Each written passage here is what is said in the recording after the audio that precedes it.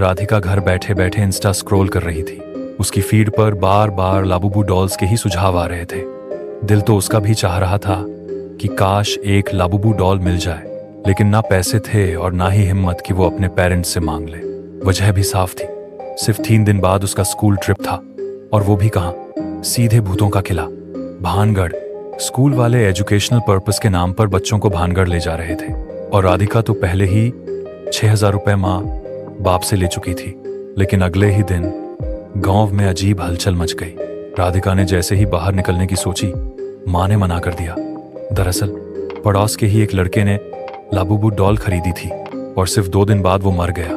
उसकी माँ कुंतला उस डॉल को कसूरवार मानकर चिल्ला रही थी। लाबूबू ने ही मेरे बेटे को मारा है, तुम सब नहीं मानोगे, लेकिन जब पाताली महाराज आएंगे तो वो सब सच्चाई बताएंगे। पूरा गांव सदमे में था, कोई यकीन नहीं कर रहा था। लेकिन उस औरत के लहजे में ऐसी दहशत थी कि राधिका के कानों में लाबूबू लाबूबू गूंजने लगा। अजीब बात यह थी कि डरने की बजाय उसका मन और भी ज्यादा उस गुड़िया को लेने को मचल उठा। ट्रिप वाला दिन आ गया। राधिका इतनी एक्साइटेड थी कि रात भर सो नहीं पाई। सुबह 6 बजे जैसे ही खिड़की के पास आई, तभी वो औरत कुंतला उसी खिड़की के बाहर खड़ी थी। उसने धीमी आवाज में कहा, मुझे पता है तुझे भी लाबूबू पसंद है, इसलिए तेरे लिए खास तौर पर लाई हूँ। उसने धीमी आवाज में कहा, मुझे पता है तुझे भी लाबूबू पसंद है, इसलिए तेरे लिए खास तौर पर लाई हूँ। राधिका खुशी से पागल हो गई और बिना कुछ सोचे समझे डॉल को अपने ट्रिप वाले सामान में रख लिया। सुबह 8 बजे बस आ गई। राधिका ने सबसे पीछे वाली सीट पकड़ ली। सफर लंबा था। शाम तक स्कूल की बस अलवर पहुंच चुकी थी, लेकिन अब तो रात हो चुकी थी। प्रिंसिपल के पास रात को भानगढ़ जाने की परमिशन नहीं थी, इसीलिए तय हुआ कि अगली सुबह किला देखा जाएगा। बस जैसे ही वापस मुड़ रही थी, राधिका की नजर खिड़की से बाहर पड़ी।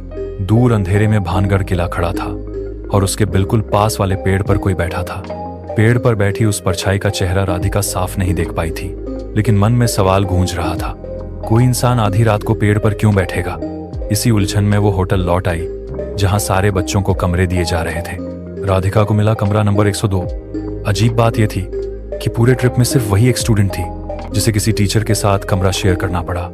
मन ही मन वो बहुत चिढ़ी हुई थी। यार, ये भी कोई मजा है। सब तो दोस्तों के साथ हैं, और मुझे टीचर के साथ फौंसा दिया। रात गहराती गई, तभी अचानक उसकी टीचर के फोन पर कॉल आया। प्रिंसिपल बुला रहे थे। टीचर तुरंत निकल गईं, और राधिका कमरे में अकेली रह गई। ये पहली बार था जब उसने सोचा, चलो अब लाबूबू को बाहर निकाल कर देखती हूँ।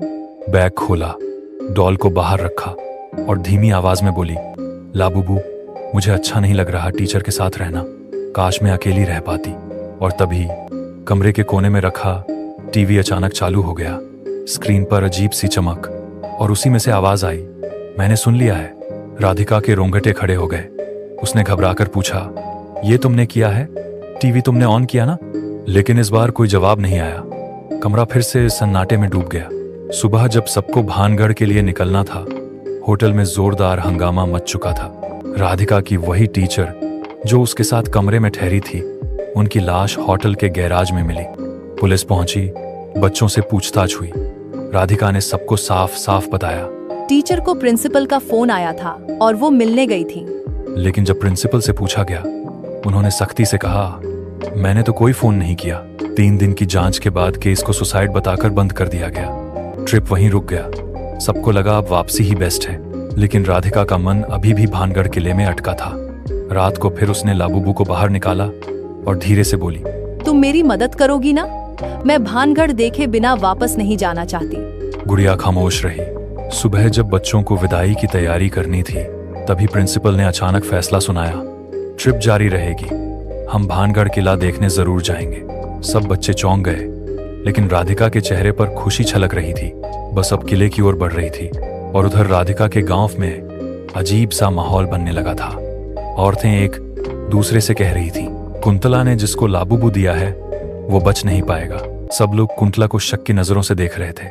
गांव वालों को तो पता था कि उसने लाबूबू गुड़िया का खेल खेला है, पर ये कोई नहीं जानता था कि उसने ये खेल आखिर किसके साथ खेला है। धीरे धीरे लोग उससे दूरी बनाने लगे।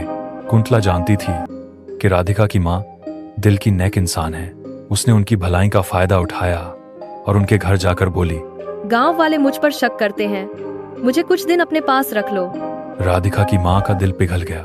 उन्होंने सोचा, बेचारी ने तो अपना बेटा भी खो दिया और लोग इसके पीछे पड़े हैं। राधिका की माँ ने उसे अपने घर रहने दिया, लेकिन भीतर ही भीतर उन्हें डर भी था।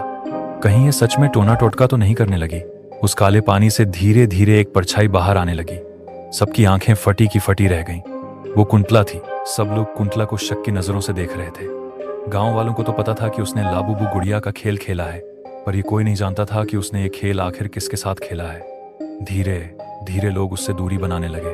कुंतला जानती थी कि राधिका की माँ दिल की नेक इंसान है। उसने उनकी भलाई का फायदा उठाया और उनके घर जाकर बोली, गांव वाले मुझ पर शक करते हैं, मुझे कुछ दिन अपने पास रख लो। राधिका की माँ का दिल पिघल गया। उन्होंने सोचा, बेचारी ने तो अपना बेटा भी खो दिया और लोग इसके पीछे पड़े हैं। राधिका की माँ ने उसे अपने घर रहने दिया, लेकिन भीतर ही भीतर उन्हें डर भी था। कहीं ये सच में टोना टोटका तो नहीं करने लगी। 2 दिन बाद ही गांव में एक बैठक बुलाई गई। बैठक की अध्यक्षता कोई और नहीं बल्कि पाताली महाराज कर रहे थे। गांव वालों ने पूछा, कुंतला कहीं छुप गई है, अब क्या करना चाहिए? राधिका की माँ भी बैठक में बैठी थी। उन्हें डर था कि कहीं किसी को पता न चल जाए कि कुंतला उनके घर में है। अचानक पाताली महाराज की नजर उनकी आंखों से मिली। उस नजर में जैसे एक छिपा हुआ संदेश था। मुझे सब पता है। राधिका की माँ घबरा गई और तो आदमियों ने भी वो नजर समझ ली और सबने राधिका की माँ पर गुस्सा करना शुरू कर दिया। मजबूरी में उन्होंने घबराकर बोल दिया, हाँ, मैंने ही कुंतला को अपने घर में जगह दी है, मुझे उस पर तरस आया था। सन्नाटा छा गया। तभी पाताली महाराज ने भारी आवाज में कहा, नहीं, कुंतला तुम्हारे घर पर नहीं है। राधिका की माँ हैरान रह गई। उनके जहन में बस एक ही सवाल घूम रहा था, इतने सिद्ध महाराज गलत कैसे हो सकते हैं? पाताली महाराज ने गहरी सांस लेकर जवाब दिया, नहीं, मैं गलत नहीं हूं। फिर महाराज सबको गांव के किनारे ले गए। वहां एक छोटी नदी बह रही थी। अजीब बात यह थी कि पूरे गांव में कोई भी इस नदी के बारे में जानता तक नहीं था। सब उसे देखकर दंग रह गए। महाराज ने इशारा किया और राधिका की माँ से पूछा, तुम्हें नदी में क्या दिख रहा है? साफ पानी। और सचमुच वो पानी इतना पारदर्शी था कि तली तक नजर आ रही थी। लेकिन पाताली महाराज ने गंभीर होकर कहा, ये साधारण पानी नहीं है, ये प्रेत धारा है।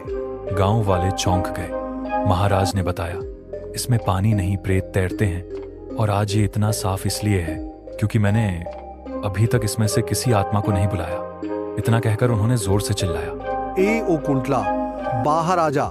सभी के दिल धड़कने लगे। सब सोच रहे थे, कुंतला तो राधिका के घर बैठी है, फिर इस नहर से कैसे निकल सकती है, और वो भी प्रेतधारा से। लेकिन तभी कुछ ऐसा हुआ जिसकी किसी ने कल्पना भी नहीं की थी। जो पानी अभी तक एकदम साफ था, वो अचानक गाढ़े काले रंग में बदल गया। लहरें उफान मारने लगी। लोगों ने डरकर पीछे कदम खींच लिए। पाताली महाराज ने कहा, कुंतला को शांति नहीं मिली, वो मरकर भी यहीं फांसी हुई है। अगर वो मुक्त हो चुकी होती तो ये पानी साफ ही रहता। गांव में खुसफुसाहट फैल गई। कुंतला मर गई, ये कैसे हुआ? किसी के पास जवाब नहीं था। और तभी उस काले पानी से धीरे धीरे एक परछाई बाहर आने लगी। सबकी आंखें फटी की फटी रह गईं। वो कुंतला थी, भीगी हुई आंखों में डर और दर्द का सैलाब। वो कुछ बोली नहीं, लेकिन उसकी आंखों में एक ऐसी कहानी छुपी थी जिसे सिर्फ पाताली महाराज समझ पाए। उन्होंने तड़पते स्वर में कहा, अनर्थ, ये क्या कर डाला तूने कंतला? गांव वाले थर थर कांप उठे। कुंतला का चेहरा आंसुओं में डूबा और अगले ही पल वो हवा में घुलकर गायब हो गई। लोग अवाक रह गए। पाताली महाराज ने कहा, ये सब उस लाबूबू गुड़िया की वजह से हुआ है। राधिका की मां ने कांपते हुए पूछा, अगर कुंतला मर चुकी है तो मेरे घर जो रह रही है वो कौन है? पाताली महाराज ने कहा, साध्वी, साध्वी कटाली। ये वही साध्वी है जो बिल्कुल वही हल देती है जैसा आदमी चाहता है, लेकिन उस हल का अंत हमेशा एक नई समस्या में होता है। कुंतला के बेटे के मरने के अगले दिन ही साध्वी कटाली खुद कुंतला से मिली, जैसे मानो वो पहले से जानती हो कि कुंतला एक आसान शिकार है। कुंतला ने भी उसके शब्दों पर भरोसा कर लिया और अपने बेटे को वापस लाने के लिए एक टोटका चला बैठी, लेकिन उसी टोटके में वो खुद फंस गई। साध्वी ने कुंतला को एक लाबूबू डॉल दी और कहा कि अगर वो इस डॉल को किसी ऐसे इंसान को दे दे जो खुशी खुशी इसे स्वीकार कर ले, तो उसके मरे हुए बेटे को फिर से मां मिल जाएगी। और कुंतला भी ऐसे इंसान को जानती थी जिसे इस डॉल की तलाश थी, और उसने बड़ी आसानी से ये काम कर भी दिया। तभी गांव वालों ने सवाल किया, अगर साध्वी का बताया हुआ टोटका कुंतला ने पूरा कर दिया तो फिर उसका बेटा कहाँ है? पाताली महाराज ने गंभीर स्वर में कहा। साध्वी ने अपना वादा पूरा किया है।